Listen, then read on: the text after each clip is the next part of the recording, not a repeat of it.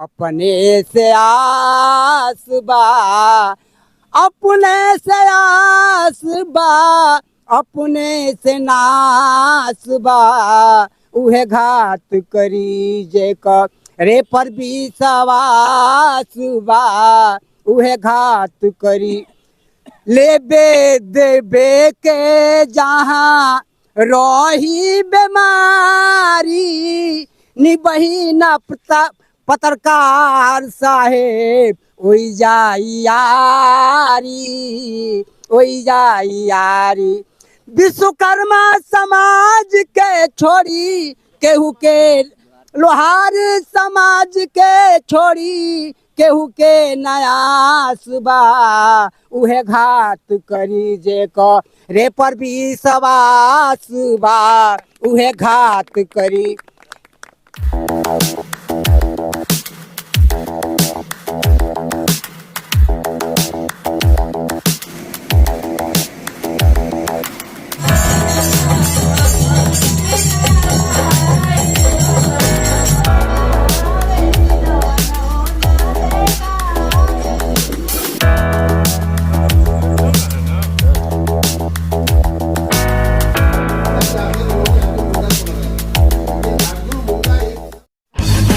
अड़तीस जिले एक लोहार, लोहारों के साथ लोहारों के बीच करेंगे फैसला ऑन द स्पॉट।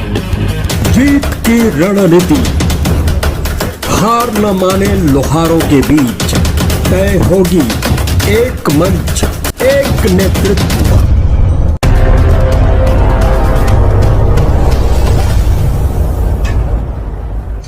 रामगढ़ में अपने लोगों से मुलाकात के बाद अब मैं बक्सर की ओर जा रहा हूँ। बक्सर जाने के क्रम में रामगढ़ से 30 किलोमीटर की दूरी पर एक गांव पड़ता है जिसका नाम डेहरी है। यह गांव बक्सर जिले का सबसे बड़ा गांव है। कर्मनाशा नदी के तट पर स्थित यह गांव नदी के दूसरी छोर पर यूपी के गाजीपुर जिले के बॉर्डर से लगता है। आदर्श। अच्छा, तो ललन जी के क्या लगे? सबसे छोटे लड़के हैं। मैं यहाँ एक पारिवारिक कार्यक्रम में आमंत्रित हूँ। इधर नजदीक नगर था, तो ये सब यूपी बिहार का बॉर्डर है। यूपी बिहार के दूसरे लोग, और आपका जो पड़ जाता है थोड़ा एकदम पार पड़ जाता है। इधर तो ललन जी के नाती हुई है, लिहाजा घर में जश्न है और जलसे की तैयारी भी।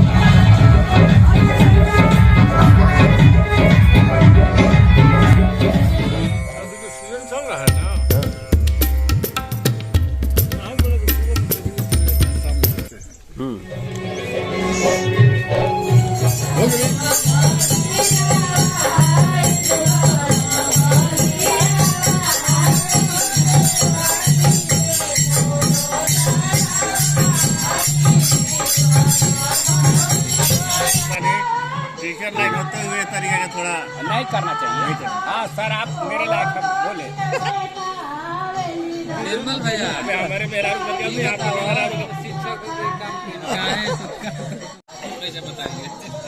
नहीं बताएंगे।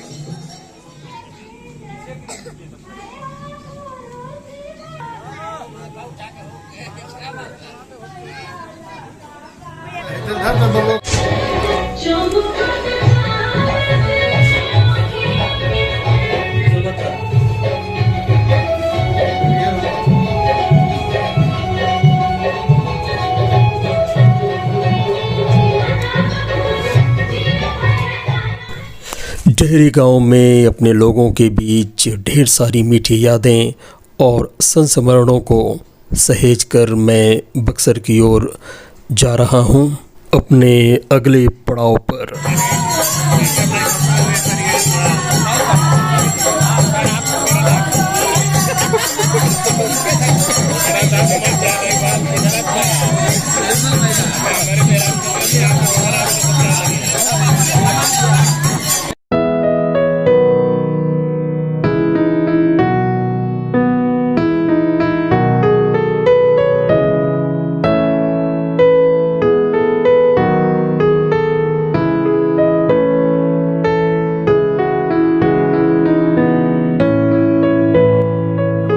आप देख रहे हैं विलेज लाइन लाइव और मैं हूं हमेशा की तरह आपका अपना गुड्डू भैया। तो इस वक्त मैं बक्सर में हूं। यह ज़िला अपने कई एक ऐतिहासिक तथ्यों के कारण पूरे भारतवर्ष और बाहर भी जाना जाता है। और इस वक्त मैं जहां पर हूं यह जगह किला है, बक्सर का किला, जो कि महाराजा रुद्रदेव द्वारा 1054 में बनाया गया था। और यही वह जगह है जहां पर राम ने तारका का वध भी किया था और ये विश्वामित्र का आश्रम भी रहा है। तो जब ये मैं 1054 की बात कर रहा हूँ, महाराजा रुद्रदेव का जब ये दौर था, उसी के समकक्ष, उसी के समानांतर कश्मीर में लोहार वंश चल रहा है, जिसके संस्थापक संग्राम राज थे। तो मैं यहाँ पर लोहारों की भी बात करूँगा, लोहार समाज की बात करूँगा, और उधर से हमारा जो शिफ्ट, अब फोकस जो शिफ्ट होता है वो लोहार समाज की समस्याओं और उन समस्याओं में जो सबसे मूलभूत और आज के दौर में सबसे संवेदनशील है वो है लोहार एसटी आरक्षण का मामला। तो विलेज लाइन में आप सभी का बहुत बहुत स्वागत है। सबसे पहले मैं, हमारे बीच ललन शर्मा बैठे हुए हैं, और ललन शर्मा जी, आज के जो मौजूदा दौर की जो कहानी है, क्या लगता है लोहार समाज का किरदार और उसके पीछे के कैनवस में घटित हो रही घटनाओं को आप किस तरह देखते हैं? सर्वप्रथम इस इंटरव्यू में आए हुए तमाम अपने स्वजातीय सज्जनों का सादर अभिनंदन करता हूं। सर्वप्रथम, रजत शताब्दी के बाद भी, स्वतंत्रता के रजत शताब्दी के बाद भी हम जहाँ थे आज वहीं हैं। उसका सबसे बड़ा कारण है केमिस्ट्री का अभाव। हमारे जातियों में पता नहीं कैसे केमिस्ट्री नहीं बन पाती है। मेरा जो मानना है, मेरा अपना मानना है कि जो अहम और बहम की भावना बनी हुई है, इसको दूर किया जाए। और देखिए एक चीज़ और, किसी भी लड़ाई को लड़ने में, देश को अंग्रेजों से गुलाम करने में 200 साल लग गए, अगला और पिछड़ा की लड़ाई को समाप्त करने के लिए 48 साल लग गए, जबकि देश मेरा स्वतंत्र था।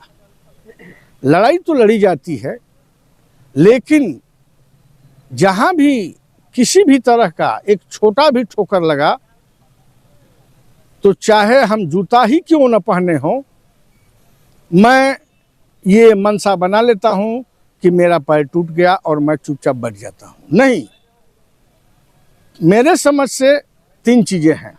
एक, जान लेना और मान लेना। जान लेना और मान लेना दोनों हार का प्रतीक है। और ठान लेना तीसरी चीज़ है। ठान लेना जीत का सबसे बड़ा मूल मंत्र है। तो हमारे जितने भी बिहार में, जनता तो जग चुकी है, इसमें कतई दो राय नहीं है। मैं पिछले पटल पर जाना चाहूँगा कि वो धरती है, वो ऐतिहासिक धरती है कि इस पर 14 से 15 हजार लोहार बंधु इकट्ठा हुए और हमें ऐसा लगा कि ये बिहार का बारा यानी बिहार का द्वार जो उत्तर प्रदेश से खुलता है, यहाँ से निश्चित रूप से मैसेज जाएगा और ये लोहार की जनता जगेगी। लेकिन मैं नाम नहीं रखना चाहूँगा, हमारे बीच में ऐसे जयचंद पैदा हुए, मेरी समझ से हो सकता है कि हम लोगों में भी गलती हो सकती हो, तो मैं ये चाहूँगा कि केमिस्ट्री कैसे बनेगी। केमिस्ट्री बनाने के लिए हमारे बीच में आए हुए सभी लोग, मैं गुजारिश करूँगा कि अब जो समय बीत गया है, रिजर्वेशन का मुद्दा बीत चुका है या आएगा, अभी इलेक्शन का मुद्दा है, इलेक्शन के मुद्दे पर भी बात करना है और हम कैसे एकजुट होंगे बिहार स्तर पर। उन तमाम नेताओं को या तो हम संदेश दें कि भैया एक मीटिंग करें आप, और एक ऐसी मीटिंग करें जो सकारात्मक हो, जिसका संगठन मूल रूप से सुदृढ़ हो, तभी हम जा कर के सफलता प्राप्त कर लेंगे और सफलता निश्चित रूप से मिलेगा ही। और मैं चाहूँगा कि इसका आगाज़ आज बक्सर के लोग ही करेंगे। मैं इन्हीं चंद शब्दों के बाद, इन्हीं चंद शब्दों के साथ और आगे के चंद शब्दों के लिए मैं चाहूँगा हमारे गुड्डू भैया को कि वो हमारे बीच आए हुए जितने भी कुशाग्र बुद्धि के लोग हैं उनसे भी अपना राय ले लें। आपने कहा कि अभी आज के समय में राजनीति जो हमारी उपलब्धि होनी चाहिए, राजनीतिक क्षेत्र में जो हमारे कार्य होने चाहिए, वो अब मुख्य मुद्दा हो चुका है। लेकिन मैं लोहार समाज के बीच आना जाना हो रहा है, मैं बिहार के दौरे पर हूँ, तो एसटी आरक्षण का मुद्दा अभी भी काफ़ी संवेदनशील है और राजनीति से काफ़ी ऊपर भी है। खैर, मैं राजनीति की बात करता हूँ, तो क्या ऐसा लगता है कि 2024 के आम चुनाव में लोहार एसटी आरक्षण का कार्ड चलेगा? हम तो चाहेंगे कि ये मामला केंद्र सरकार का है और यदि केंद्र सरकार को चुनौती देना है तो मुझे नहीं, हम सबको केंद्र की सरकार के लिए चुनौती बनना ही होगा। चाहे जो भी हो, हम जरूर चुनौती दें कि हम लोहार एक हैं। हम आपको पसंद नहीं करते हैं क्योंकि आप मुझे अदृश्य जातियों में शामिल कर दिया है और उन चाकर जातियों में शामिल कर दिया है जो सिर्फ वोट के लिए गुलामी करता है, बाकी किसी के लिए नहीं गुलामी करता है। हम आज चाकर संघ के, कभी राजा परिवार के हुआ करते थे, लेकिन आज चाकर परिवार के बन के रह गए हैं। तो मैं निश्चित रूप से मैं ये आह्वान करूंगा और मेरे बीच में जितने भी लगभग सभी क्रांतिकारी युवा साथी हैं वो भी अपने माध्यम से आह्वान करेंगे कि हम इस बिगुल को अभी से, आज से नहीं, अभी से ये शुरू कर दें। एक ऐसा शंखनाद कि हम भाई आपके साथ नहीं हैं, इसलिए कि हमको आपने अदृश्य बना दिया है। ठीक, मेरी आगे एक और लोहार समाज के सदस्य बैठे हुए हैं, संतोष जी, और उनका नाम गुड्डू शर्मा है और ये पेशे से शिक्षक हैं। मैं यही सवाल उनसे भी दोहराना चाहता हूं, क्या 2024 के आम चुनाव में लोहार एसटी आरक्षण का कार्ड चलेगा कि नहीं? बिल्कुल चलेगा। आगामी जो लोकसभा चुनाव है, हम लोग बक्सर से आगाज कर रहे हैं और पूरे बिहार के लोहार समुदाय को जगाने का काम करेंगे और आगामी लोकसभा चुनाव में सरकार को हम लोग एकजुट होकर, हम लोग मिलकर ये आभास करवाएंगे कि लोहार समाज को इग्नोर करना, अनदेखा करना घातक हो सकता है निवर्तमान सरकार के लिए, क्योंकि सरकार हम लोग के साथ दोहरा मापदंड अपना रही है। नहीं तो ये कैसे कर पाएंगे? आप देख रहे हैं कि लोहारों ने राजनीतिक पार्टियां भी बना ली। अभी सोशल मीडिया पर 6 से 7 अलग अलग पार्टियां तैर रही हैं। हर किसी के दावे है कि मैं लोहार समाज का प्रतिनिधित्व कर रहा हूँ। लोहार समाज का ही नहीं, क्योंकि राजनीतिक और सियासी मजबूरी है कि उन्हें विश्वकर्मा के अंतर्गत आने वाले और 5 जो जातियां हैं, बढ़ई, सुनार, ठठेरा, शिल्पकार, तो उन लोगों को भी लेने की मजबूरी कह लें या सियासी जरूरत समझ लें। इसके अलावा जो अत्यंत पिछड़ी जातियां हैं, जिसको अभी ललन जी ने चाकर कहा, उनको भी लेने की जरूरत है। तो ये 4-5 जब ये पार्टियां हैं, तो ऐसे क्या ये वोटों का बिखराव नहीं होगा, ये समाज का बिखराव नहीं होगा? और इसके अलावा दूसरी बात ये भी है, ये देखा जाता है कि उन अलग अलग समुदाय या जातियों का दूसरी बड़ी पार्टियों में और उसमें मौजूद जो उनके नेता हैं, जातीय नेता हैं, उनकी तरफ भी उनका एक बड़ा झुकाव होता है। तो इन सब चुनौतियों से कैसे सामना कर पाएगा?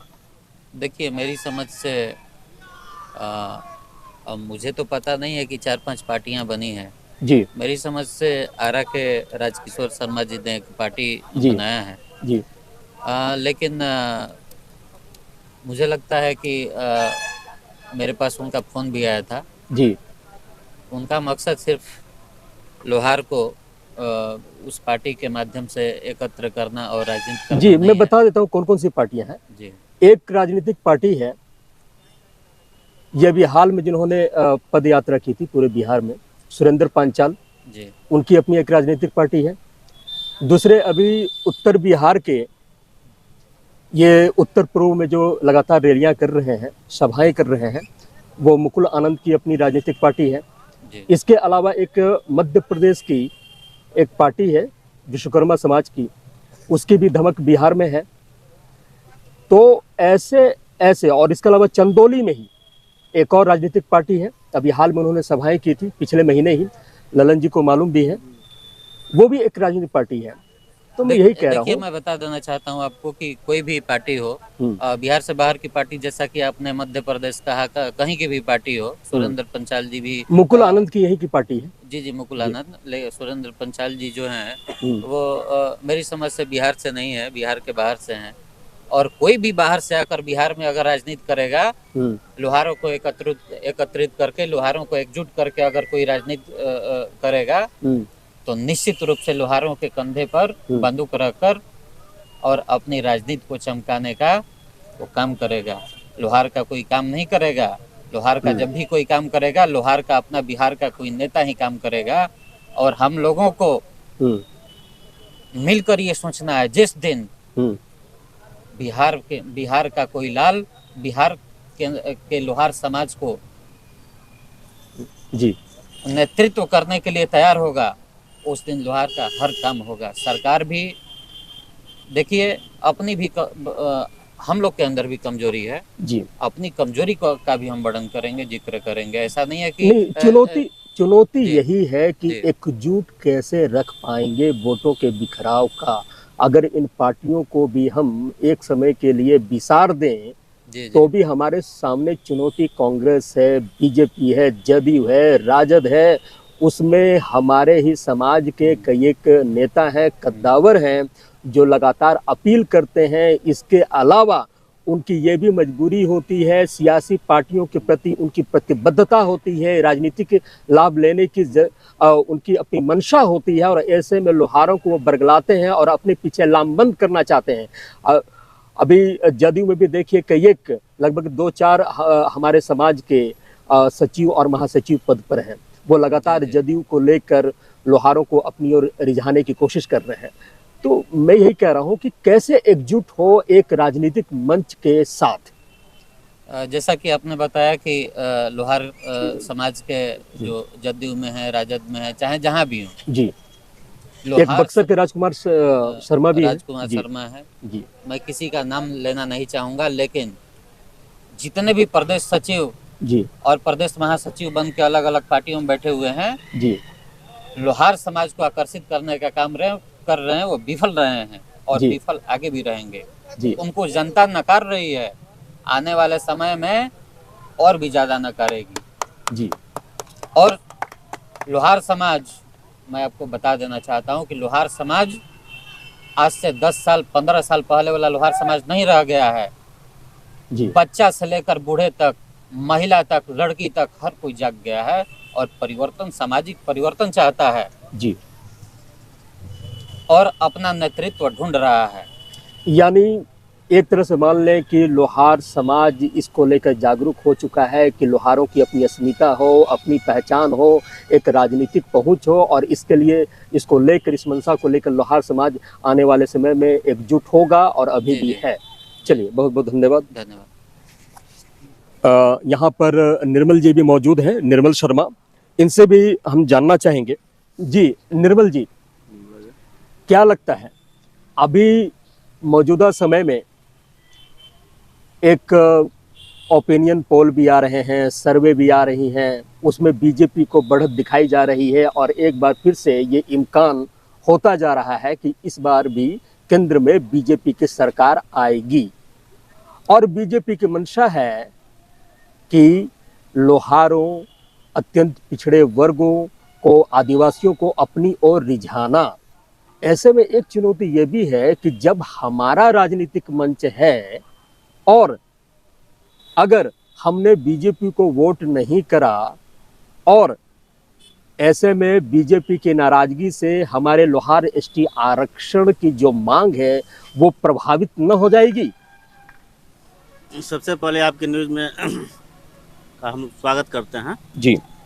और रह गई पार्टी बेसिस की बात, तो हम लोगों के लिए, विशेषकर लोहार जाति के लिए, जिस तरीके का भाजपा कार्य कर रही है जी और कांग्रेस है, जेडीयू है, जेडीयू तो थोड़ा पक्ष में भी थी हम लोगों को, लेकिन बाद में ये हो गया। आरजेडी भी, कोई भी राजनीतिक पार्टी जो है जी हम लोगों के पक्ष में काम करने की कोशिश नहीं कर रही है जी और की भी तो वो भी ना के बराबर। जी जैसे नीतीश कुमार जी जेडीयू में वो दिए, लेकिन फिर बाद में वो अपना मजबूती से अपना पेश नहीं रख पाए।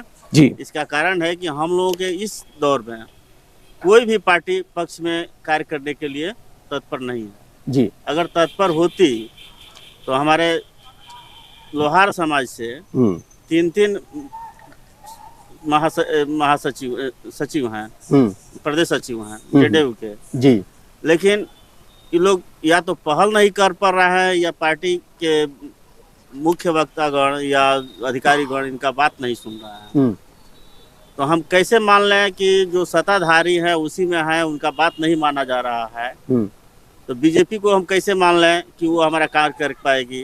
कांग्रेस को कैसे, कांग्रेस तो पहले ही हम लोगों को दिखा चुकी है। 10 सालों तक हमने इंतजार कर लिया। 10 सालों तक इंतजार कर लिया जी। हमारे समझ से ये लगता है कि अब हम लोग को दूसरा विकल्प ढूंढना पड़ेगा, इसलिए कि हम लोग ये कोशिश में है कि या तो अपना प्रत्याशी ही उतारे। सबसे पहले नीतीश कुमार की सरकार को देख लिया जाए, जनगणना करवाई, लेकिन सभी लोग जानते हैं कि जनगणना के लोहार समाज ने बहिष्कार किया जी।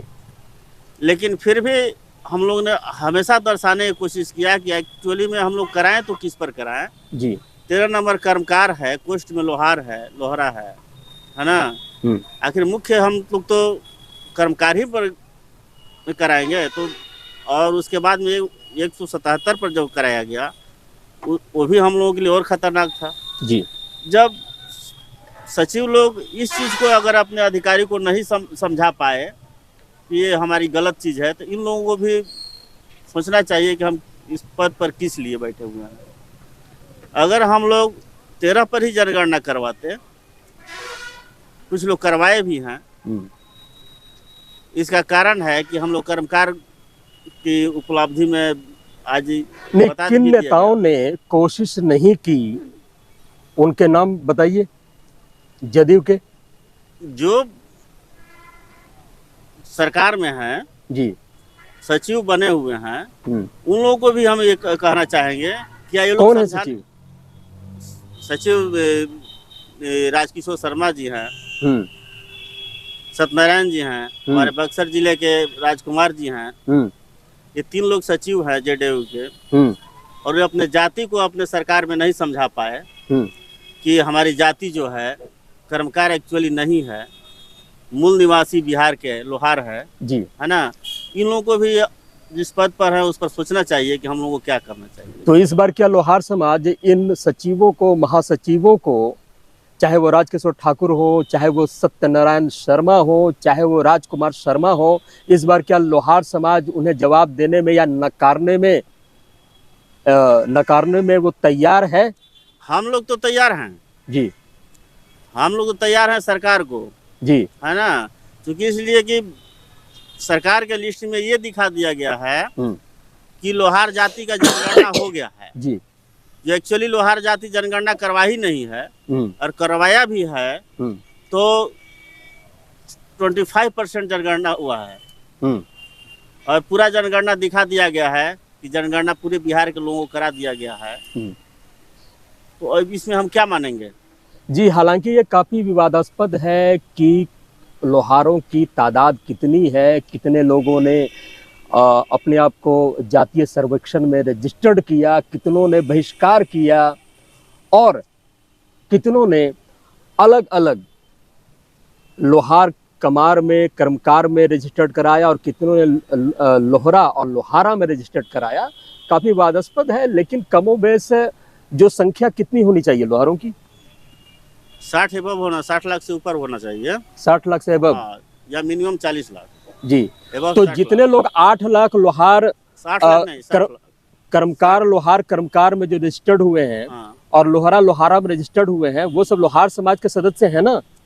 लोहार समाज के सदस्य हैं, लेकिन तो कर्मकार में करा रही है ना। आप ही बताइए कि अगर मुख्य रूप से कर्मकार लिखा गया है और कोष्ठ में जो भी चीज लिखा जाता है तो मुख्य चीज को माना जाएगा, कोष्ठ में लिखा रहेगा उसको माना जाएगा। अगर सभी लोहारों ने बहिष्कार नहीं किया, अगर ये लोहार समाज बट गया, अगर वो काफी कंफ्यूजन की स्थिति बनी रही, तो इसके लिए जिम्मेवार भी तो हमारा लोहार समाज के नेतृत्व करता ही तो है।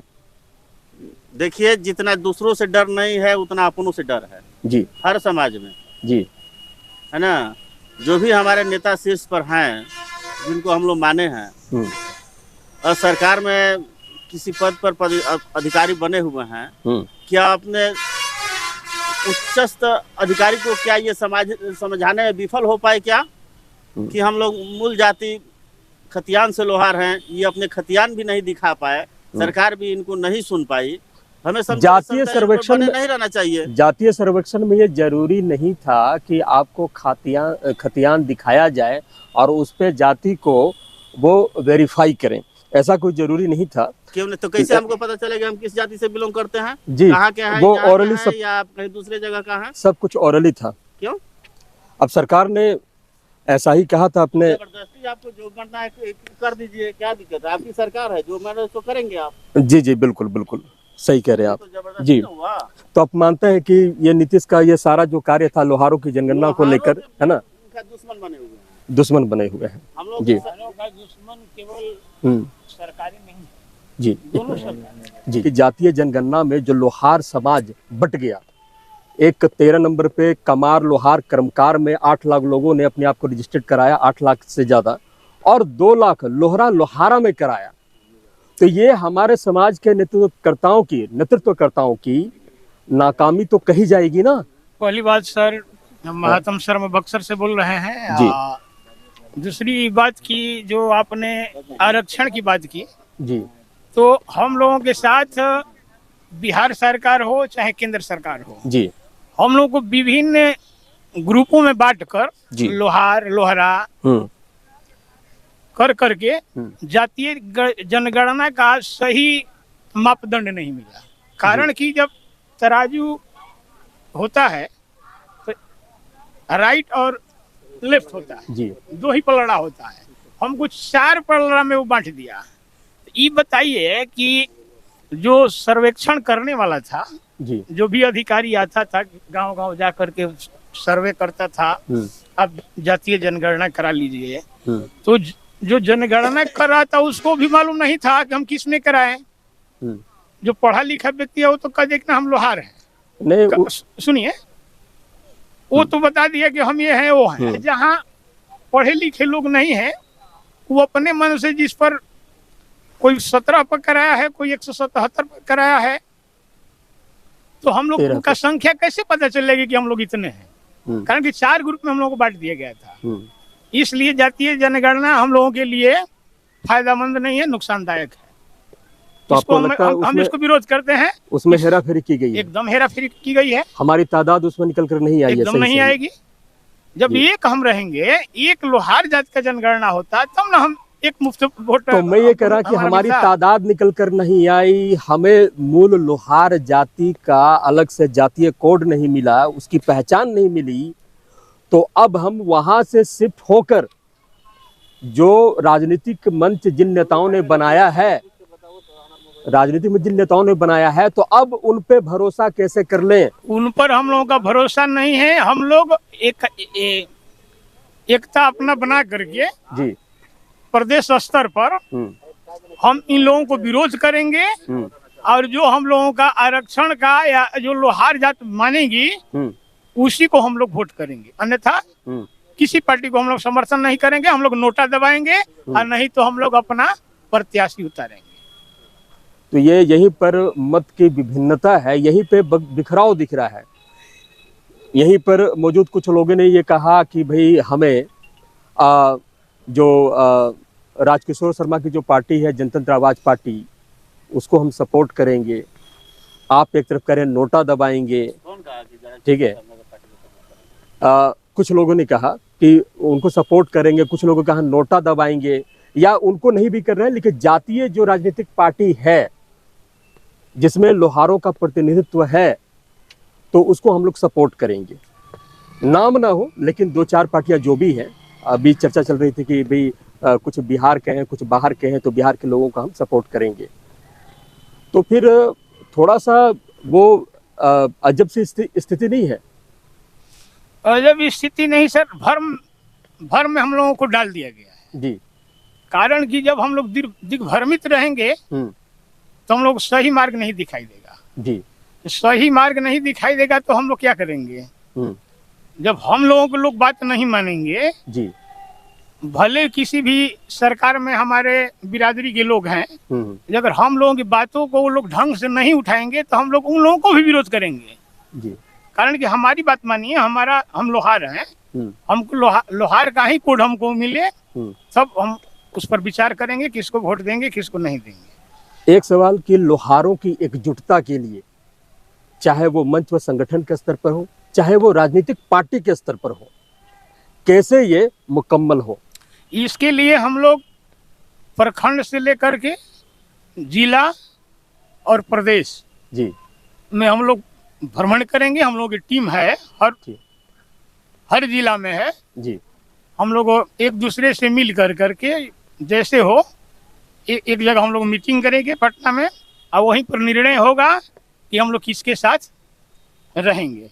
जो हम लोग की बात मानेगा उसके साथ रहेंगे, जो नहीं मानेगा उसके साथ नहीं रहेंगे। तो आप इस बात से सहमत हैं कि हमारे समाज का एक मंच होना चाहिए, एक नेतृत्व होना चाहिए, और उसके पीछे लामबंद पूरा लोहार समाज होना चाहिए? हमारी एक पार्टी, हमारी बिरादरी की एक पार्टी होगी जी। हम दूसरी पार्टी, देखिए कोई भी पार्टी हम लोगों की बात नहीं रखी है, चाहे भाजपा हो, कांग्रेस हो, आरजेडी हो, जदयू हो, हम लोगों को इन लोगों ने छला है।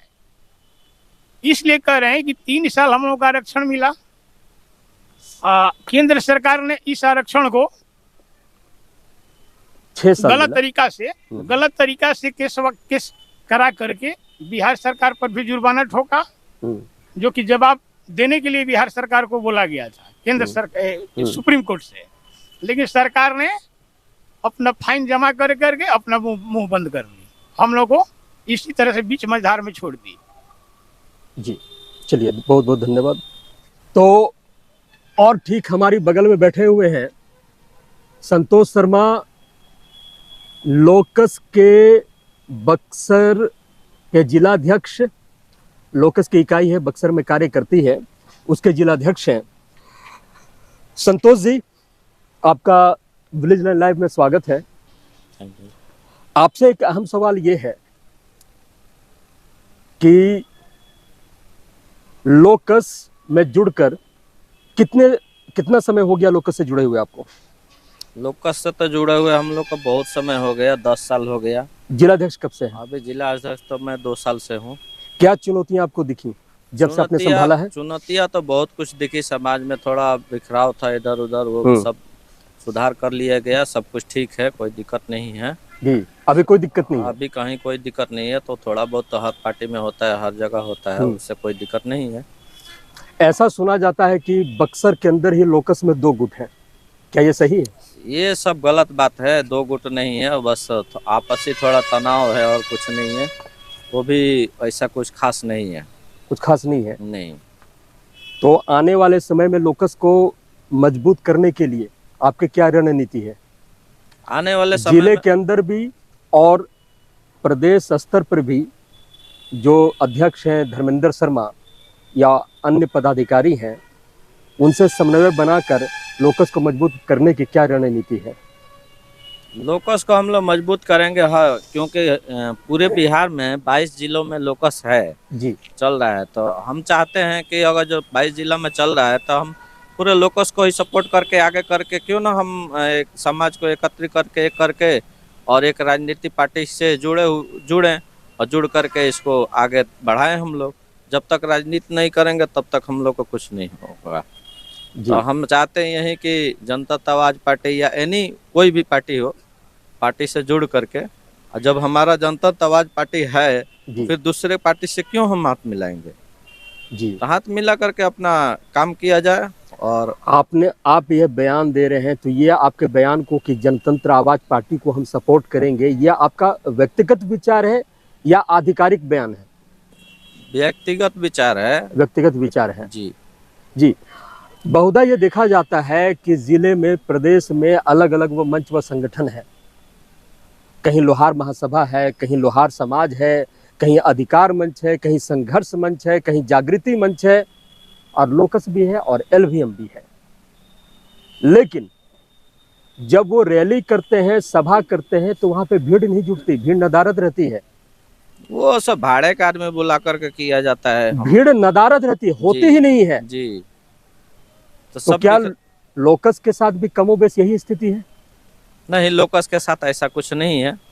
लोकस अभी बक्सर जिले में मजबूत है जी, और हर जिले में 22 जिले में भी मजबूत है। 22 जिले में मजबूत है लोकस। लोकस बहुत आगे है और हम चाहते हैं यही कि लोकस को आगे बढ़ाया जाए। तो ग्राउंड पे वर्क किया जा रहा है जी, इस पर विचार चल रहा है, कैसे क्या किया जाए। अभी जस्ट आप लोग के सामने समक्ष आ जाएगा 10 या 15 दिन के अंदर में जी। जो भी है इस पर हम सभी विचार कर रहे हैं और सभी नेता लगे हुए हैं जी। अभी हाल ही में तकरीबन हफ्ते भर पहले की बात है कि गया के माड़नपुर इलाका, मोहल्ला, जो कि ब्रह्मयोनी पहाड़ी के पास स्थित है, विष्णुपत थाने के अंदर पड़ता है, वहाँ पर विश्वकर्मा समाज के एक महिला की मौत हो जाती है, या यूँ कहे उनकी हत्या कर दी जाती है। और हफ्ते भर लगभग गुजरने को है उस घटना के, लेकिन समाज का कोई भी प्रतिनिधि, नेतृत्व वहाँ अब तक नहीं पहुँचा है, उन्हें सांत्वना देने भी नहीं गया है। ये है हमारे समाज की हकीकत कि हमारे नेतृत्वकर्ता को खबर ही नहीं कि हमारे समाज के ही किसी महिला, किसी व्यक्ति को सरेआम मार दिया जाता है, और आपको ये महसूस नहीं होता है कि हमें उस तक पहुंचकर उन्हें सांत्वना देनी चाहिए और समाज के प्रति एक एकजुटता का परिचय दिया जाना चाहिए। तो इस तरह की चीज़ें हैं, और इससे साफ तौर पे ये जाहिर होती है कि हमारा नेतृत्व कहीं न कहीं एक ज़मीन पर उतरता हुआ नहीं दिखता है। आम लोहार से उनका कोई कम्युनिकेशन नहीं है, कोई संवाद नहीं है, और इसी का एक निकृष्ट उदाहरण आने वाले समय में, ये विगत समय में हमें देखने को मिला। और इनसे हमें बजाबता एक सीख लेनी चाहिए, और हमें अपनी लड़ाई को, अपनी संघर्ष को उस ज़मीनी स्तर पर, उस यूँ कहे कि गांव की ओर ले जाना चाहिए। गांव के आम लोहारों को भी जोड़ना चाहिए, तभी जाकर हमारी एकजुटता सशक्त हो पाएगी और हम मजबूत बन पाएंगे। और होता भी यही है हर बार की तरह कि मैं इधर लोहार समाज के कई एक रैलियों में हिस्सा लिया, संवाद यात्रा में हिस्सा लिया और दिखता ये है कि वहाँ पर प्याली में तूफान की तरह लोग दिखते हैं, आम जनों का कोई सरोकार, उनका जुड़ाव नहीं दिखता है। ये बहुत बड़ी विडंबना है और खेदजनक बात भी है। जी। गया के उस घटित आपराधिक दुर्घटना के साथ हम क्षोभ प्रकट करते हैं और मैं आपको एक बात बता देना चाहता हूं कि जो भी एक काम किया उसको बहुत बड़ा दंडित भी किया गया है आज और कल या परसों में। और मैं इस चैनल के माध्यम से ये ऐलान करता हूं कि जब यादवों की नरसंहार होती है, यादव मारे जाते हैं, तो उनको ये याद आता है कि हम तमाम पिछड़े और अति पिछड़े के लोग एक हो जाएं। क्या उनको शर्म नहीं आती है कि एक मजबूर, एक असहाय लोहार जात की महिला के ऊपर ऐसा अन्याय करते हैं? तो हम अति पिछड़े के लोग इस समय इन्हीं की जनगणना के अनुसार 36% है। हम ये प्रयास करेंगे कि हम इनको जूते की ठोकर से अगले चुनाव में अवश्य मारेंगे। अशोक जी, आप लोहार समाज की जो तमाम नेतृत्वकर्ता, अभी हाल के दिनों में संवाद यात्रा उन्होंने करी, किसी ने कफन यात्रा करा और कई एक रैलियों की बात कर रहे हैं, अमित शाह को बुलाने की बात कर रहे हैं और आरक्षण दिलाने की बात कर रहे हैं। तो क्या इन चीज़ों को और उनके नेतृत्वकर्ताओं को क्या आप उन पे आपको भरोसा होता है क्या? देखिए, हमको किसी भी सरकार पर भरोसा नहीं है। सरकार की बात नहीं कर रहा हूँ, लोहार समाज के मंच व संगठनों के जो बाहरी नेताओं को बुलाते हैं, अमित शाह को बुलाए या आरजेडी के नीतीश कुमार को बुलाए, उसको हम लोग कोई भरोसा नहीं है। जो हमारे समाज का काम करेगा नेता, उसके साथ हम लोग हैं। लोहार कल्याण समिति के साथ है, जब तक हमको नया नेता उभरे हैं उमेश विश्वकर्मा, उसके साथ हम लोग हैं अभी तक। ठीक, कौन विश्वकर्मा? उमेश विश्वकर्मा जी, उसके साथ हम लोग हैं। और जो हमारा समाज का काम करेगा उसके साथ है, नहीं तो हम अपना अलग पार्टी बनाएंगे, तो अपना काम करेंगे। उमेश जी ने क्या किया है? उमेश जी लोहार के लिए बहुत कुछ किया है, भ्रमण किया है, समाज भ्रमण किया है, सबको एकत्रित करने का काम किया है। उन्होंने लोहार संवाद यात्रा निकाली थी, आप शामिल थे? हाँ, शामिल थे। कितने जिले गए वो लगभग हमको तो पता नहीं कितना जिले, लेकिन बक्सर में आए थे एक बैग, तो हम लोग शामिल थे। 12-13 जिलों में वो कट गए। लोहार संवाद यात्रा पूरी नहीं हो सकी। और वो अलग बात, समय का अभाव होगा। समय का अभाव लेकिन आपने अपने नेतृत्व को इतनी आसानी से छोड़ दिया, कोई सवाल नहीं किया। तो क्या लगता है, आप उनके सपोर्टर हैं या लोहार समाज के सदस्य के तौर पर जुड़े हुए हैं या फिर भक्ति में जुटे हुए हैं? भक्ति में नहीं जुटे हुए हैं हम। हाँ। अभी तक नया चेहरा हमारे सामने लोग रहे हुए हैं। उन्होंने लोहार संवाद यात्रा कब करी थी? करीब 2 माह पहले आए हुए थे। 2 माह पहले आए हुए थे। चलिए, पटना में भी हम लोग गए थे उनके सम्मेलन में। जी, जो देखे लोहार के हित नहीं, मैं बता रहा हूँ, उनके कार्य में गिना दे रहा हूँ कि वो 2 दर्जन जिले के आसपास उन्होंने यात्राएं की। पहली बात, जन का जुड़ाव उसमें दिखा नहीं। सिर्फ अगर बेतिया को छोड़ दिया जाए तो जन का जुड़ाव कहीं नहीं दिखा। वहां पर लोहार संवाद यात्रा में जो चले थे उनके धनबल के साथ ना, वही सारे नजर आ रहे थे। वहां पे कार्यकर्ता भी कुछ एक नजर आ रहे थे और आम जनों की भागीदारी छूमंतर थी। तो बक्सर में मैं भी था। हाँ, ठीक जनाब, बक्सर में मैं भी था। 1 घंटा का समय हम ही लोग दिख रहे थे और कोई नहीं दिख रहा था। देखिए, गलत बात, 1 घंटा का समय था। हम नहीं, स्वीकार कीजिए चीजों को। नहीं, देखिए, मैं भी था ना, एक पत्रकार के तौर पर मैं भी था। ठीक थे आप, ठीक है। अब दूसरी बात मैं कह रहा हूँ, अगर जनसंपर्क हुआ, लोगों का जुटान हुआ, तो वो बेतिया जिला था। अरवल में भी कुछ ये देखा गया। मैं बता दे रहा हूँ। और बक्सर में ये मान सकता हूँ कि बक्सर के लोगों को समय मिला ही नहीं। एकदम शॉर्ट नोटिस में ये लोग पहुंचे और शॉर्ट नोटिस में रुखसत हो गए। लेकिन बताइए कि बक्सर के लोगों को समय नहीं मिला, शॉर्ट नोटिस में आना, ये मिसमैनेजमेंट का ही उदाहरण है जो कि संघर्ष मोर्चा ने दिखाया। यात्राएं आधी अधूरी रह गई। उसके बाद इन्होंने कफन आंदोलन को मर्ज किया इसमें, पटना के एक होटल में सत्यानंद शर्मा के साथ है, और उन्होंने लोहार संवाद यात्रा के दूसरे चरण की घोषणा की। 2-3 महीने गुजर गए साहब, पार्लियामेंट का सेशन खत्म हो गया, अब इलेक्शन आने वाली है, कहाँ गया लोहार संवाद यात्रा? और वो बाद में जाके गया में 14-15 लोगों के साथ कैंडल मार्च निकाल लेते हैं। यही है नेतृत्व उमेश शर्मा की?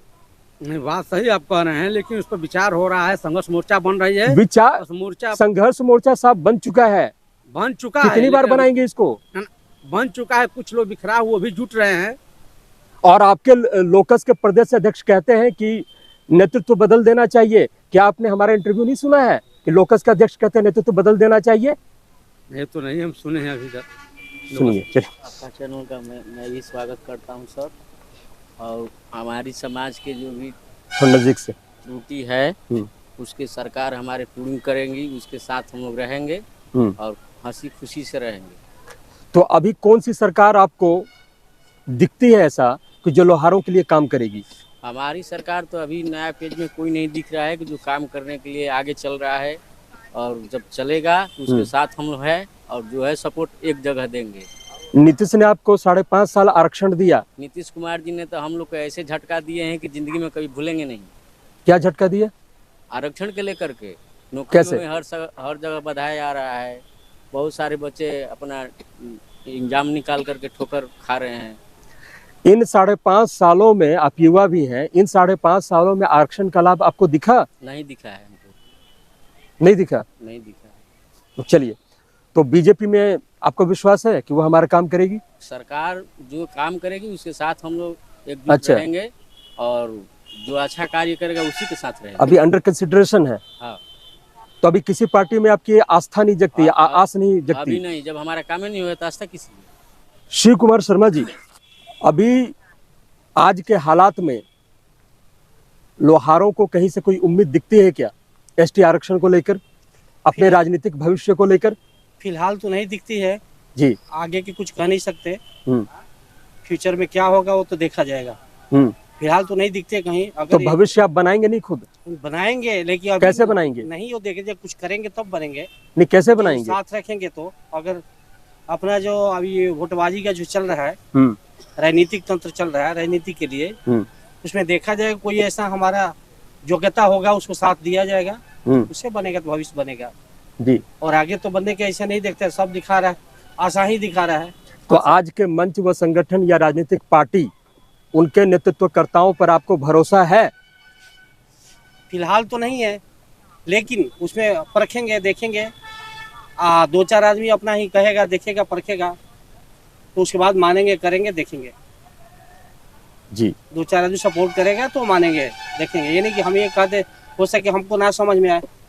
2-4 आदमी अगर बोलेगा, देखेगा कि हाँ ये सही है, सपोर्ट करेगा, मानेंगे। तो आप अपने नेतृत्वकर्ता से क्या उम्मीद रखते हैं? अभी नेतृत्वकर्ता से अभी क्या उम्मीद रखें? अभी आए तो हम लोग तो अभी कितना टाइम हो गया, बहुत से परिवार है, बहुत से राजनीतिक आदमी हैं, बहुत से बुजुर्ग हैं हम लोग को। हकीकत 40 साल तक गुजर गया, इतना हम लोग को उम्र हुआ, कुछ तो अभी तक देखा नहीं, तो किस विश्वास पर हम कहें कि मान लें कि हाँ ठीक है हो जाएगा। 40-42 आपने 6 साल आरक्षण का लाभ उठाया, ये उपलब्धि नहीं कही जाएगी? ये उपलब्धि मत बोलिए, जो उठाया हम तो नहीं जानते, हम बाहर के। आपका समाज लाभान्वित हुआ ना, आप नहीं हुए। लेकिन आ करके अभी थोड़ा टाइम के ले करके देखिए, 2-3 साल से ऐसे लोहार के खड़ा कर दिया गया है, किसी जगह का नहीं है, इस जगह पर खड़ा कर दिया गया है, कुछ कह नहीं सकते। एक बच्चे हैं कितने के बेरोजगार में मारे जाते हैं, पढ़ा लिखा के क्या करेंगे बताइए? पढ़ा लिखा इतना पढ़ लिखे मारते फिरते हैं, क्या मिला है उसमें बेनिफिट? कुछ बेनिफिट नहीं मिला। तो किस बेस पर माने कि कौन है और सपोर्ट करेगा?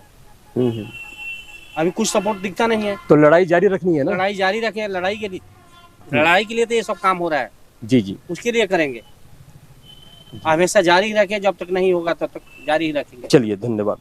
ब्रह्मेश्वर नाथ शर्मा जी, आपका बहुत बहुत स्वागत है। लोकस को आप पाते हैं कि काम सही कर रहा है? माइक लगा कर बोलिए जी। काम सही नहीं कर रहा है? नहीं कर रहा है काम।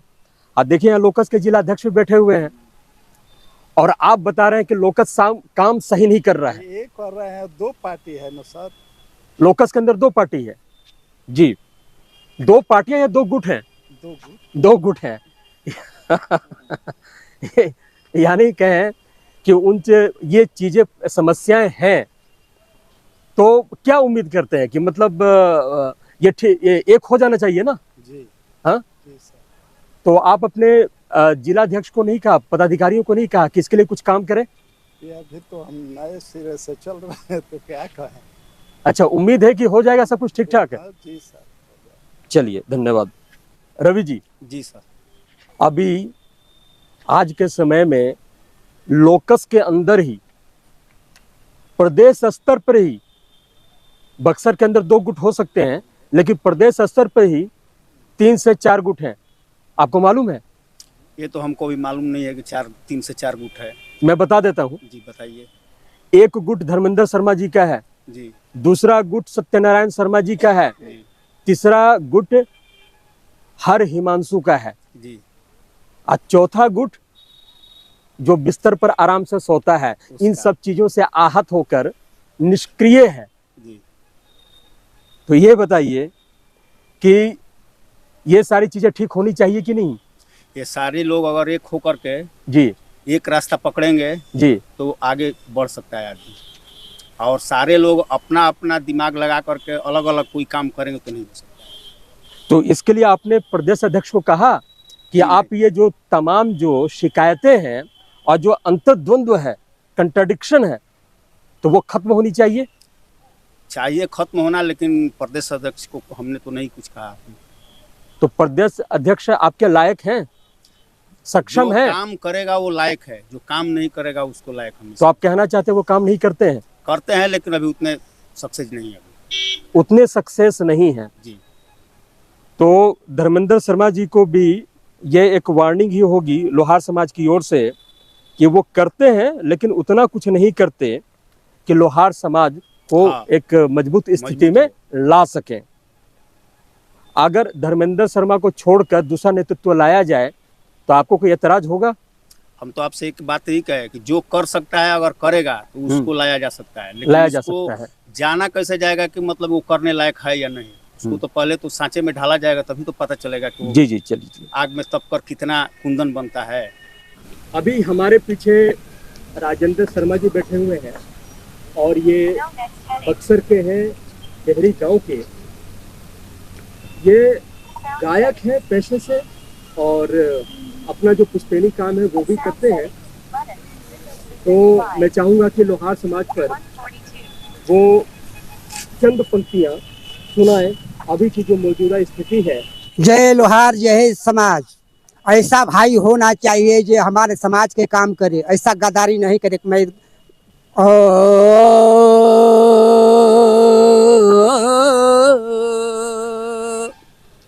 अपनों में आपन ओहू में खासम खास बा, उहे घात करी जे रे पर विश्वास बा, उहे घात करी जे ऐसन भाई न होखे गद्दार। अपनों में आपन ओहू में खासम खास बा, उहे घात करी जे रे पर विश्वास बा, उहे घात करी जे संग ही बाघाती बाकी डर नहीं के केहू के एकरा पर काहे दो नजर नहीं खे केहू के, नजर नहीं खे केहू के मौका के ताक में, मौका के ताक में के हुए गोपास बा, उहे घात करी जे रे पर विश्वास बा उहे घात करी जे रावण ना कैलस विभीषण पर शंका एही से लुजर गईल सोना के लंका रावण ना कैलस विभीषण पर शंका एही से लुजर गईल सोना के लंका मरी गईलन रावण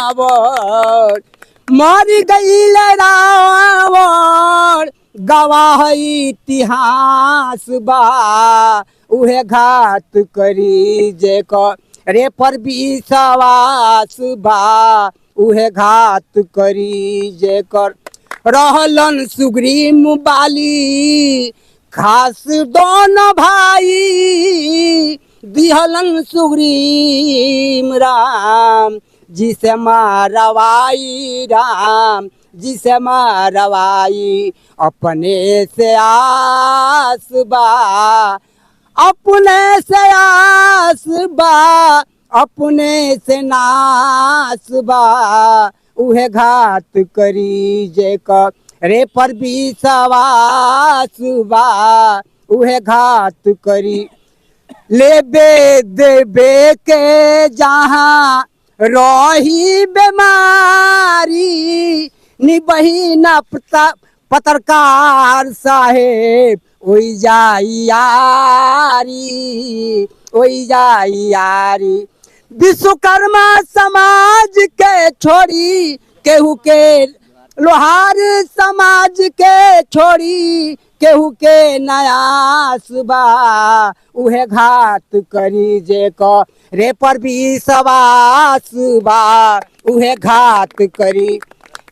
हे लोहार हे समाज गद्दारी नहीं अपना भाई से समाज से गद्दारी ना करे के चाहिए ना होखे के चाहिए जे साफ रही वही साथ बानी जा ना रही दई साथ ना रह जा।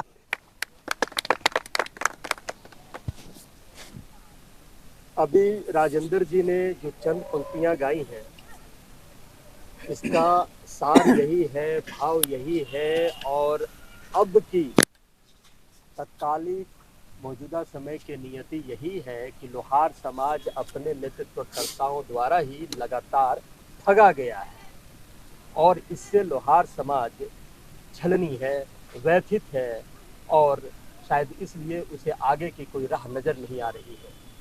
लेकिन कहा जाता है जब अंधकार व्यापक हो तो कहीं न कहीं रोशनी की किरणें या दीपक हमें नज़र भी आती है, दिखती है, दिख जानी चाहिए और हम इस उम्मीद के साथ कि लोहार समाज एक बार फिर पूरे जज्बे के साथ, पूरी लगन के साथ, एक समर्पण के साथ एक बार फिर एकजुट होगा और लोहार समाज उस एकजुटता के साथ अपने राजनीतिक मकाम और एसटी आरक्षण के अधिकार को पुनः प्राप्त कर लेगा।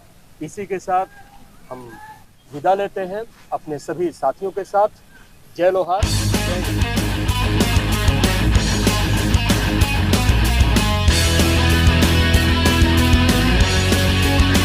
उदयराज शर्मा, राजेंद्र जी ने जो भाव प्रकट किया उसका आशय आप समझ पा रहे हैं? बात सही है। तो जरा व्यक्त कीजिए भोजपुरी में। भोजपुरी में मान ली कि जो हाँ यहाँ के जो कहानी है मान ली कि अपन जाति के ऊपर भइल है इसे धोखाधड़ी ना करे के चाहिए। जेकरे साथे रहे के वे मान ली कोई धोखा करता, कोई कुछ कह के कुछ करता, करा विषय में मान ली ऐसे ना होखे के चाहिए। हमारे के बात लेके नहीं अच्छे कहनी है, उनकी बात से सहमत बानी है कि हम। मंगल शर्मा जी, अभी इतनी सारी चर्चाएं हुई, इन चर्चाओं से क्या लग रहा है लोहार समाज का भविष्य क्या होगा एसटी आरक्षण के मुद्दे को लेकर? सबसे पहले आपके चैनल को मैं स्वागत करता हूं और ये विषय जो विषय रह गया हम लोग का SC ST का है, अभी तक तो कोई सरकार से कोई वो हम लोग के जो डिसीजन के बारे में कुछ वो नहीं हुआ कि हम लोग को बेनिफिट मिलने वाला है। अभी आगे देखिए कि क्या होगा और आने वाला भविष्य में जो सरकार कोई पार्टी का हो जो हमारे विश्वकर्मा समाज के पक्ष में अगर रहेगा तो विश्वकर्मा समाज पूरा उसका सपोर्ट करेगा। अन्यथा हर पार्टी जो है अपना अपना राजनीतिक तौर से हम लोग को इधर से उधर बिखेर के रख दिया है। कभी इधर से अनुसूचित जाति में, कभी ST में से निकाल के कमार कर दिया, क्या क्या सब किया है वो सब सही नहीं है। एक जो है हम लोग के ST का जो दर्जा नीतीश जी दिए थे उसके लिए बहुत बढ़िया हम उनको कहते हैं, लेकिन फिर भी बीच में जो वहाँ से केंद्र से दबाव आया तो नहीं हम लोग को मिला, उसका लाभ नहीं मिल पाया। अभी हम यही कहेंगे कि हम लोग अनुसूचित जाति में है तो हम लोग को उसका लाभ मिलना चाहिए। जी जी, चलिए बहुत बहुत धन्यवाद।